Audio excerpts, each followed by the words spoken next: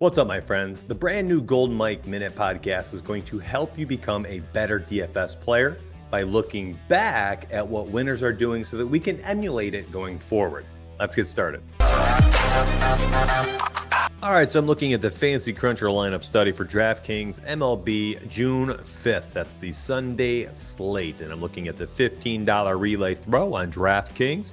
And the winner here ended up having a total of 15 lineups, and 11 of them cashed for a profit of $50,000. Stacked 7 different teams, used 38 different players. Let's look at how he went ahead and built his lineups. We are looking at mini stacks, so not a single 5-player stack. Often that's something you see people do in these large tournaments. They chase that huge correlation, stack together 5 hitters from one team. Well, my friend here went with 3-player stacks in the majority of his lineups. Out of the 15, only 3 lineups had less than 3 players or more than 3 player stack. They had a 4-person stack, a 4-person stack, and a 2-player mini stack, a 2-2 stack with the Angels and Blue Jays.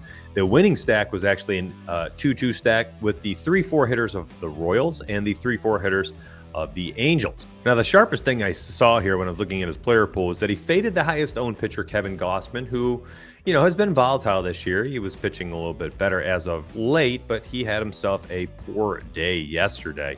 Ended up going 3.2 innings, 9 hits given up, 3 runs allowed, and only struck out 3. Could not make batters miss. Had a pretty high swinging strike rate coming into this game, but just could not get things going, and he got ripped to shreds. He ended up fading him.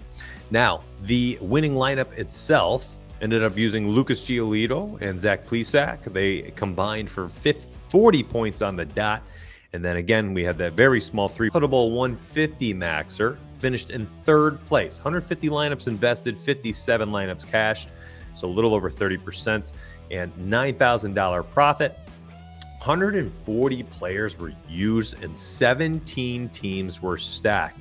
One similarity, the first place winner and the 150 maxer, who finished the highest in 3rd place, they both had faded Kevin Gausman. Now, the top finishing 150 maxer actually was more traditional in the way he built lineups. Ended up with 117 out of his 150 lineups using 5-player stacks.